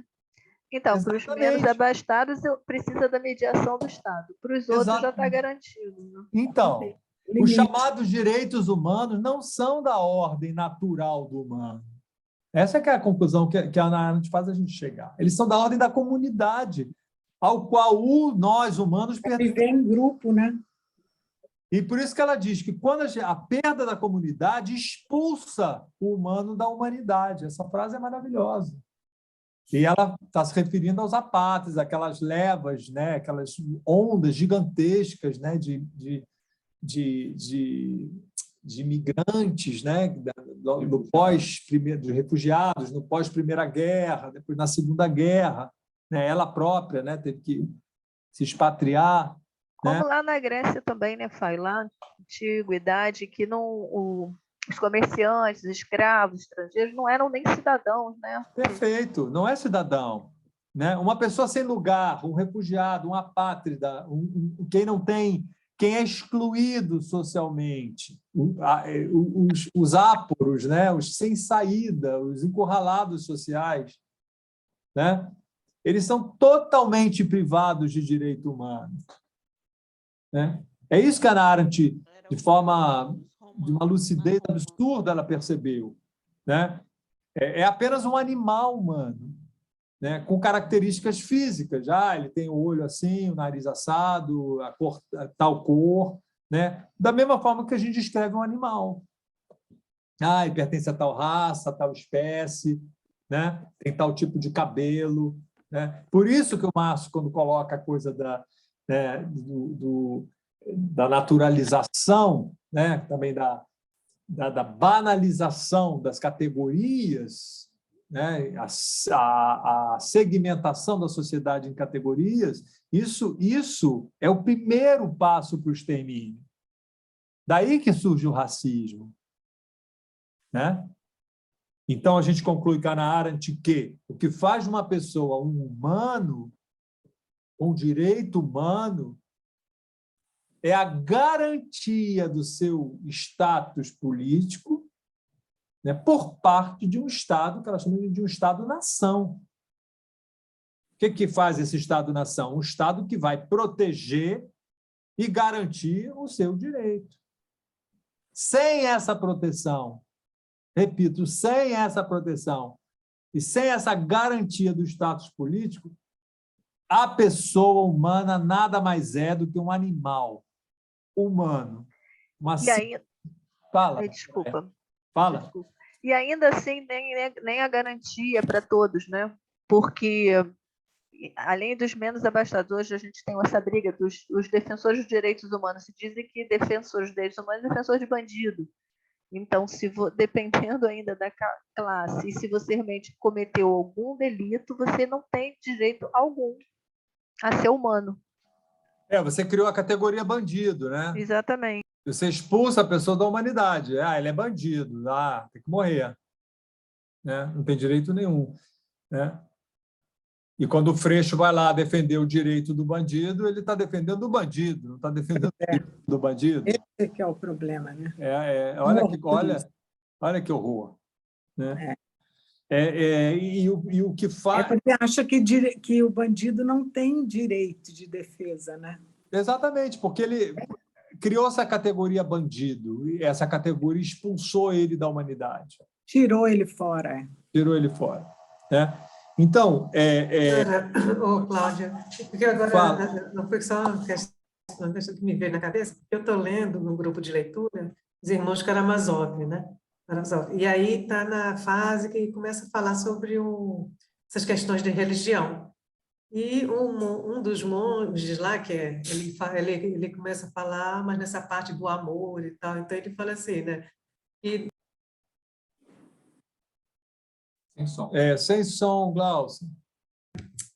Nós somos culpados por todos, porque se aquele precisou de fazer algo errado, é porque nós não deixamos que a sociedade o protegesse. Então, é muito interessante o diálogo ali do Dostoiévski, que ele vai fazendo você pensar, é nesse sentido, Fernando, não é aquele assim, eu vou assumir todos os seus pecados, você está livre. Né? O cara fala, não, você tem que se considerar o seguinte, nós somos culpados, porque se o cara está ali como, digamos assim, naquela situação que precisou roubar, matar, etc., porque nós, como sociedade, somos culpados, né? Exatamente, muito bom, muito bom. Somos responsáveis, né, por isso. Sim, mas você sabe que isso, inclusive, hoje a gente pensar, por exemplo, os profissionais da saúde, né?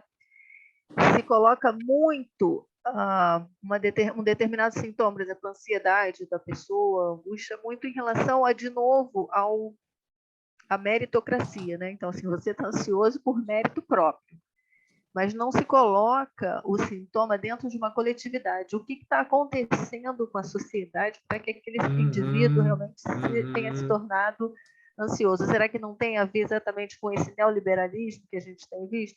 Então, a psiquiatria, muito da psicologia, que coloca apenas o indivíduo como sendo o foco da situação, do análise do problema, acaba perdendo muito do que acontece realmente com as pessoas em termos de saúde mental, né? Doença mental e tudo que a gente hoje vê em relação ao que acontece com a nossa sociedade. Porque tudo é o coletivo.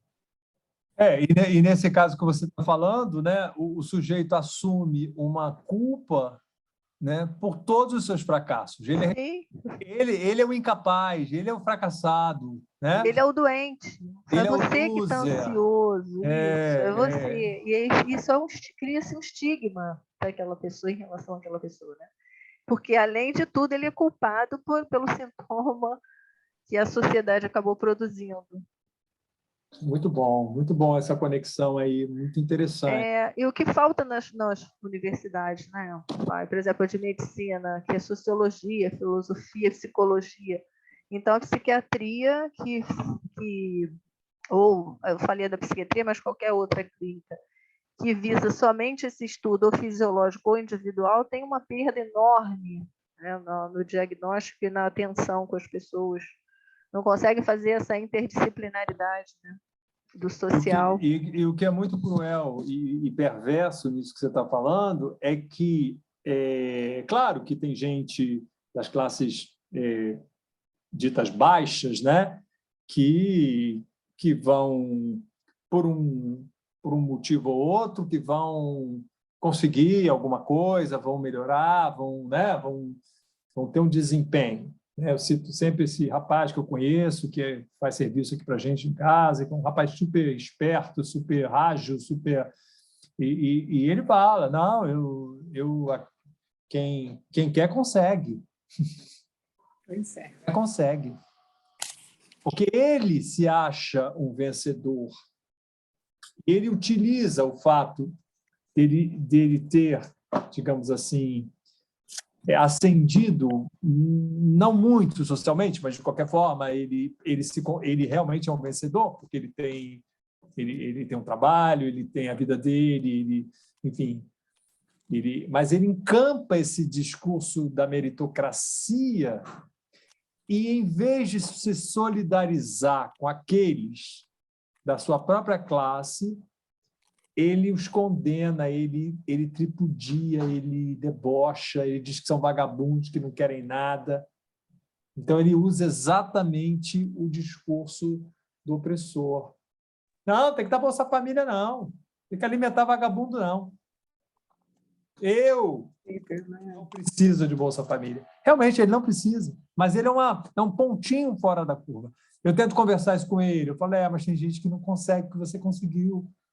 Você é muito inteligente, você conseguiu, deu sorte, né? Mas ele não consegue, ele está tão dentro desse molde de pensar que fica difícil para ele. Teria que ter um Paulo Freire aí para problematizar mais, né, essa questão.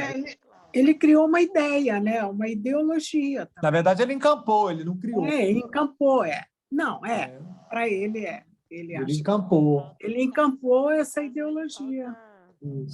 Ana Cecília, você está falando?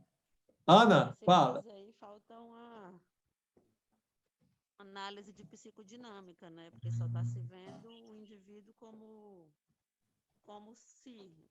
sozinho, como individual. Uhum. e não se levando em consideração todo o contexto, né? É isso aí que a gente estuda em psicopatologia, que aí se patologiza o doente mental, o pobre, enfim, né? Quem está à margem, né? Isso aí também eu converso muito com a moça que trabalha na minha casa, que é a mesma que trabalha na casa do meu tio. Não tem quem faça ela sentar à mesa com a gente, nem se a gente for cantar parabéns para ela, ela não aceita. Ela não aceita ser presenteada, é assim, uma dificuldade, né? Porque realmente ela diz, eu não misturo as coisas, né? Tipo, eu sei meu lugar. É, exatamente. Ela encampou realmente essa imobilidade, né? Ela ficou no lugar da servil. Servil não senta à mesa, serve. Aí, como a filha dela diz que quer estudar para fazer medicina, né? Ela sempre vem me consultar. Os padrinhos dela querem arranjar um estágio. Ela mora muito longe. Eu falei assim, qual a utilidade disso aí? Porque ela vai ficar prejudicada no tempo dela de estudo. Ela já faz várias atividades em casa, ajuda com o irmão mais novo, que tem problema de saúde. Se eles querem realmente ajudar, eles podem ajudar de outro modo, contribuindo para o conhecimento dela, não fazendo dela uma serviçal desde agora e impedindo um futuro melhor. Que não é questão de só querer, né? Porque ela vem com essa ideia de que, com querer, com força de vontade. Não é só isso. São várias vertentes, né? Para a gente conseguir alcançar alguma coisa. É um conjunto de fatores. Muito bom. Bom. Então, retomando só esse fio aí da Hannah Arendt, né? Eu pensei isso em relação ao documentário, né? Sem essa proteção, né? Sem essa garantia, né? Por parte de um Estado-nação, do status político, né? O cidadão, né? Como pertencente àquela comunidade, como importando para aquela comunidade, a pessoa nada mais é do que um animal, homem, humano, né? Uma simples existência que está totalmente à mercê dos outros. Totalmente à mercê. E aí vem todo esse discurso da caridade, né? Enfim, que também vai muito nessa vida aí, vamos ajudar, vamos ajudar. Tudo bem, é claro que é importante a caridade, mas assim, ajudar contanto que continue pobre, né? Contanto que continue desvalido, né? Contanto que não frequente a universidade, que para não frequentar os mesmos espaços que a elite, né? Digamos assim, né? A Hannah Arendt, ela fala de calamidade dos que não têm direitos. E é bacana porque eu já mencionei isso lá atrás, né? Calamidade, a etimologia de calamidade é cálamos. Cálamos é uma praga que dá na haste do caulezinho assim, das plantações, né? E os romanos chamavam qualquer coisa que dava, assim, qualquer praga que desse no pé das plantações de trigo, eles chamavam de calamitas. Né? É a doença do cálamo. Então, olha que interessante isso, porque isso provocava a perda da colheita. Daí vem calamidade. Aí eu fiquei pensando, né? A calamidade dos que não têm direito é aquela praga que dá, né, no caule e que não dá sustentação, né? Que faz a pessoa não ter pé. Ela não tem sustentação, ela não tem pé, né? Ela não tem lugar, né? Não tem lugar, não é reconhecido como no espaço social. Vaza, né? A gente até falou isso quando estava falando, coisa do vazar, do transbordar, ou seja, entra numa lógica, numa engrenagem da descartabilidade humana. A inexistência da subjetividade do Exatamente. outro, né? E negação da subjetividade, inexistência da subjetividade. É achar que sabe o que o outro sente, achar que sabe o que o outro deve fazer. Né? Eu dei dinheiro, mas ele saiu do passeio e vi ele fumando. Por que ele não pode fumar? Pobre não tem direito a fumar? Fala, Márcio. Acabei de ver uma notícia aqui. Datafolha. Lula vai a 47%, abre 14 pontos sobre o coiso e amplia a chance de vencer no primeiro turno. Pois é. Muito bom.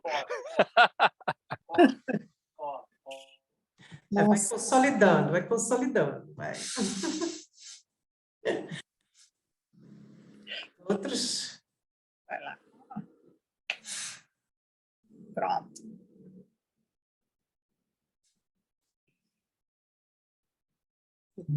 Eu berrando aqui que nem um louco.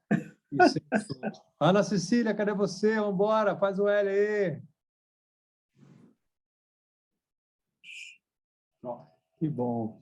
Então, é isso, assim, o que fundamenta, né, o que garante a nossa humanidade, acho que essa é uma ideia que a gente tem que ter muito, muito presente, né? É a gente ter um Estado que nos reconheça como sujeitos, como cidadãos, e que se disponha, né, a proteger e a garantir os nossos direitos. Daí a gente vê o quão longe a gente está do neoliberalismo, né? Porque o neoliberalismo ele rema justamente a contramão disso.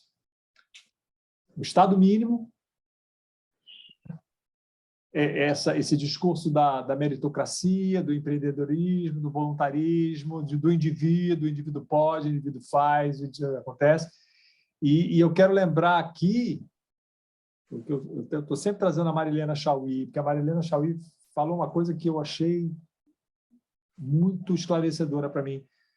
O neoliberalismo ele corrói a democracia, porque ele transforma direitos em serviços. O que é um direito, ele, de forma subreptícia, transforma num serviço. Aí o que ele faz para acabar com o direito? Ele demoniza o público. Ele demoniza o público. O SUS é uma porcaria, as filas, se for esperar na fila do SUS, morre.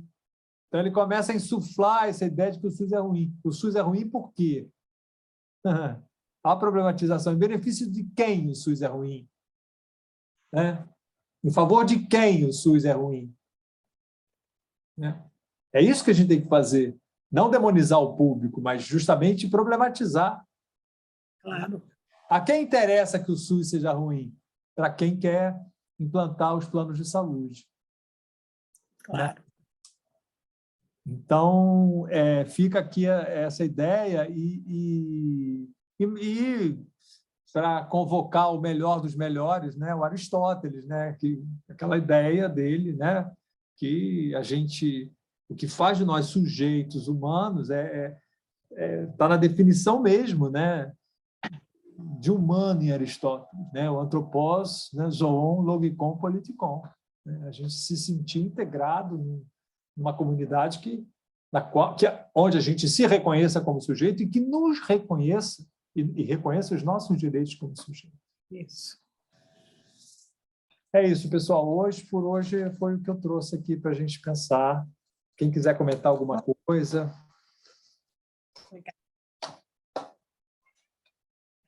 Eu não estou nem dormindo. Então, como diz a Isa, a aula foi ótima e a gente vai cada vez ampliando mais o entendimento. Obrigado. Obrigado. O entendimento, né? Porque nada passa mais. Nada passa. Tudo, quando pega um pedacinho ali. A Simone de Beauvoir aí. A Simone de Beauvoir aí. Oi, Simone. Ah, que legal. Hoje lá no grupo da Associação de Ipanema, que tem um grupo que cuida das coisas do bairro, tem muita questão de pessoas em situação de rua, demais, né? Eu falo muito pouco no grupo, o grupo é muito grande, mas hoje falaram muita coisa disso, porque eles estão nos problemas.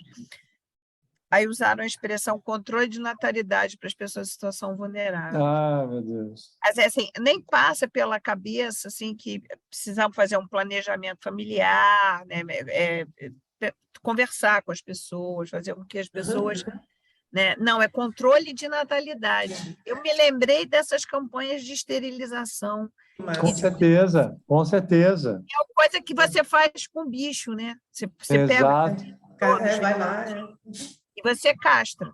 Você castra os bichos todos, né? Porque bichinho é bichinho, né? Bichinho não é pessoa. E você quer fazer isso com o humano. Usar isso me deu uma dor, porque assim, a pessoa nem percebe. Ela nem toma conhecimento disso, ela não sabe nada disso. É complicado isso. Eu já vi esse problema, é complicadíssimo. Mas não é a negação dessa... Aquela live do padre Júlio, lembra aquele... Eu falei, está passando uma live do padre Lembro. Dunk. Então, ele abordou exatamente isso. Assim, a live foi ótima. Sobre essa tutela. Ele fala sobre a tutela em relação à sexualidade do morador de rua. E em relação também à escolha dele, né? Ele citou um exemplo, porque nem se fala nisso. E ao contrário, se perceber que o morador está tendo alguma atitude nessa linha, se acha um absurdo, como se ele fosse um animal, realmente. Ele não tem desejos, ele não tem subjetividade. Ele fala, não se pergunta, não tem direito. Não tem direito, né? Ele não tem direito. Tudo que se dá é usado. Tudo é usado. Aí ele deu esse exemplo. Você vai fazer uma doação, não que ele não possa usar nada usado. Mas ele falou assim, ninguém lembra, por exemplo, de uma peça íntima. De fazer a doação de uma peça íntima para uma pessoa, ela já está na rua. Não, a gente já doa, gente doa bastante. Normalmente você dá a peça usada para uma pessoa. Então, não, a gente dá calcinha principalmente. Vez por outra a gente compra a calcinha e dá a calcinha novinha. Mas quantas dessas pessoas fazem isso, né? Quantas pessoas pensam nisso? Das mulheres, o absorvente, absorvente a gente dá direto, mas é assim, Soraya. Tem que manter também, né? E a gente tem que manter no grupo a ausência desse julgamento. Entendeu? O tempo inteiro. Porque tem julgamento mesmo no grupo que está ali dando uma força. É muito interessante você observar isso, você vê naturalmente, e tem que olhar para você também, porque a gente também passa pela gente algumas coisas também, né? Quando você está vendo aquela rudeza, porque acaba ficando, é um ambiente extremamente hostil. E aí as pessoas ficam na defensiva, e às vezes você está querendo fazer as coisas de um jeito, e as pessoas reclamam muito. Eu falei, pessoal, gente, é só escutar, não tem que fazer nada. Exatamente. Porque você está aqui porque você quer, né? Você está aqui dando um café da manhã porque você quer, e vamos adiante, porque as pessoas vão reclamar mesmo, né? E é difícil, é muito difícil, sabe? Porque é muito rude a situação das pessoas. As pessoas estão muito, eu acho que é o supra-sumo do desamparo. Porque quando você está num lugar de muita fome e você está passando fome, você está com todo mundo, tipo uma guerra, tipo uma situação de abandono. Ali, você está vendo a fartura, você está vendo as pessoas comendo batata frita quente, tomando Coca-Cola. E ali você está se submetendo a ficar numa fila para pegar um café da manhã. Então, E você recusar, inclusive, principalmente a escuta do outro, né? Assim, como se ele não tivesse direito de se pronunciar. Soraya, eu lembrei do que foi falado aqui já em outros encontros, da diferença entre caridade e solidariedade, né?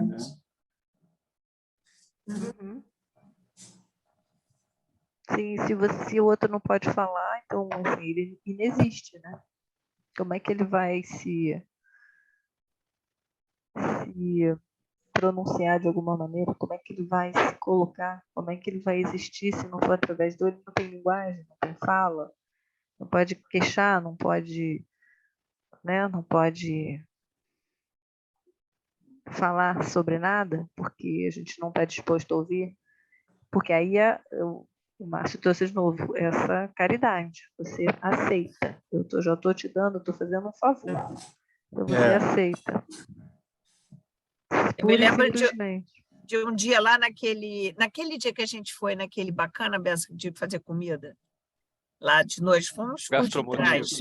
Gastromotiva. Tinha um rapaz vegetariano, e ele falou isso, olha, eu sou vegetariana, e fizeram comida para ele. Tipo assim, sim, eu tenho minhas convicções. Já teve gente, o nosso lanche sempre tem uma carne, um presunto, em geral é presunto. E já teve gente, mas é presunto eu não quero.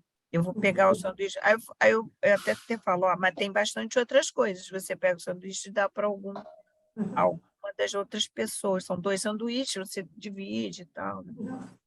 Mas a pessoa não come. E tá certa, né? Tá certo. Melhor para ela.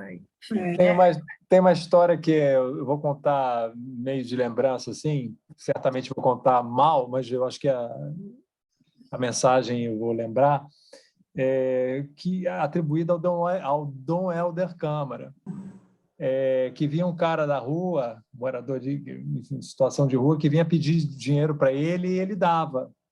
E um cara chegou para ele, colega dele, e falou assim: ô, Dom Helder, o cara está mentindo e você está dando dinheiro para ele. Aí ele fala: mas eu sei que ele está mentindo. Aí o cara: mas pô, se você sabe que ele está mentindo, como é que você dá dinheiro para ele? Assim, cara, roubaram tudo desse cara. Você quer que eu tire dele o direito de mentir?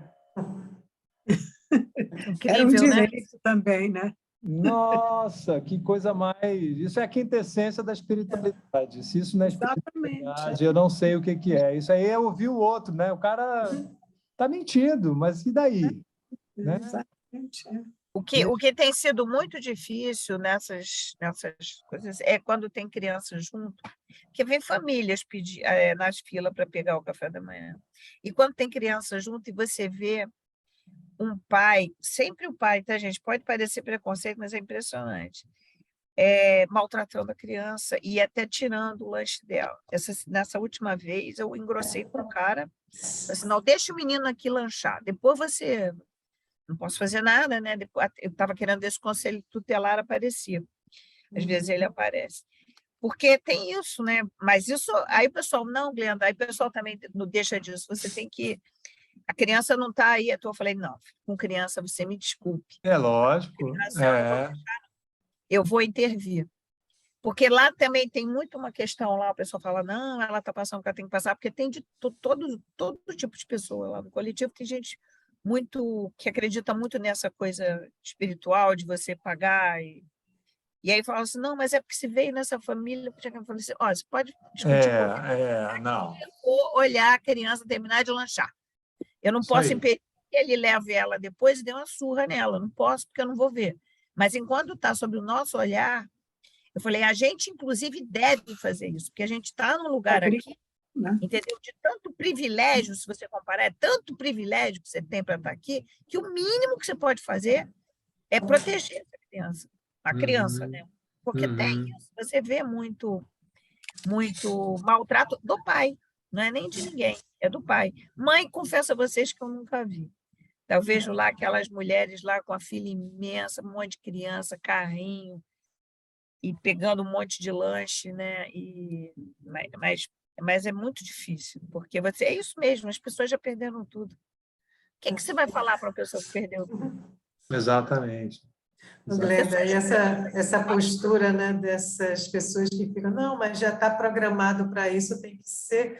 É que às vezes eu entro em um certo conflito com o meu grupo, né, porque eu falo assim, não, a gente está aqui para se melhorar como indivíduo, mas não tem sentido, tem que melhorar todo mundo, não é só... O outro também é melhorar, né? Que as pessoas ajudar falam, uma criança... mas cada um está num patamar, cada um tem seu tempo. Eu digo, não, mas a gente está vendo o negócio, está no outro...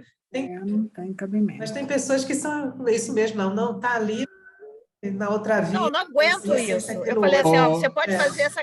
Eu falei assim mesmo, você pode falar isso para outra pessoa, mas enquanto eu estiver aqui, se estiver aqui, porque eu não vou atrás da pessoa, realmente eu não tenho coragem para isso. Mas enquanto eu estiver aqui, você deixar o cara tirar o lanche, tirava o lanche da boca do menino, o lanche que a gente deu. É uma coisa absurda, a criança começava a chorar, um menininho, que devia ter tamanho de 5 anos.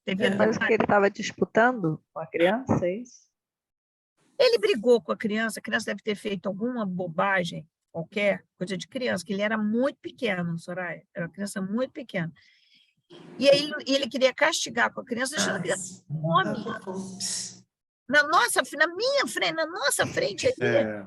Não dá, isso aí você não dá para você dar conta. E ainda fiquei olhando para ver se aparecia o cara do Conselho Tutelar, que às vezes eles vão, mas não tinha. Porque Deixa eu eles só fazer uma colocação. Eu trabalhei no serviço público, no hospital infantil, durante 25 anos. O que mais eu assisti foi a mãe ter esse comportamento também, porque o McDonald's levava os lanchinhos pequenos para as crianças, mas o desespero da mãe de comer o lanche é tão grande que ela basicamente tirava o lanche e comia. Aí foi a direção do hospital pediu para que, já que eles estavam fazendo a semana de levar o lanche para as crianças, levasse para a mãe também, porque a mãe não tem acesso a esse fast food, entendeu? A mãe não... é caro. Então, quando ela viu o lanche, ela desesperava. Ela, tipo assim, ficava louca para poder comer o sanduíche, entendeu? Então, aí, para contornar isso tudo, teve que levar para a mãe e para a criança. O pratinho da criança ia todo arrumadinho. Era lindo isso.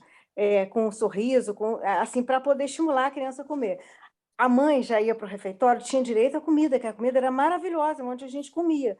Comia um prato peão, mas ela chegava na hora que ia dar a comida à criança, ela mandava mais um pouco parte da comida da criança. Gente, é muita loucura a fome. Assim, a Isso gente não é assistia. fome mais, né? Isso já não é fome, já que ela tinha comido. Mas ela já tinha viu o desespero da novidade. Era o lado da criança fome, dela não também, ter né? É o acesso. lado criança. Nunca teve aquilo A quando era fruta. pequena, de repente. A fruta, o que estava no prato da criança não é uma coisa do dia a dia, que a pessoa tem. Aí ela fica com o olho grande de querer comer parte daquela comida também. Queria fazer uma reserva para o dia. Mas sabe que é foi assim... boa essa conversa hoje, Soraya, para eu lembrar da gente fazer uma compra de calcinha, porque é uma coisa que faz um sucesso danado. Sim. Comprar calcinha, e são grandes, viu? Porque a maioria das pessoas tem sobrepeso. Então põe lá no grupo, vamos fazer uma lista lá no grupo. Uma rifa, como é que é? Uma lista. Vaquinha especial de calcinha. É um gesto que você simboliza exatamente esse reconhecimento, né, do outro. A gente pode dar junto com o absorvente. A gente tinha até o cuidado de lavar antes, isso dava um trabalho danado, mas eu acho que a melhor coisa já comprei. Não lavar, não, dá não. A pessoa poder abrir a embalagem, né? Abrir aquela embalagem, receber esse presente. Isso. Como a gente gosta de abrir a embalagem. Isso aí. Tchau, gente. Tchau, pessoal. Muito bom. Muito obrigada. Hoje eu estava passando, deixa eu só contar um fato, achei muito interessante. Estava próximo de casa, estou chegando, e aí tinha um menino vendendo bala, 2 meninos, um pouco mais velho, outro. E aí passa um carro com uma propaganda política, né? E tinha a ver com o Bolsonaro, aí o garoto, o vendedor de bala, sai correndo e falou: que Bolsonaro nada, ó, faz o L. Aí o pessoal ficou olhando para ele. Tia, não é Lula? Aí eu estava passando perto, eu falei: é Lula, você vota? Então é Lula aí.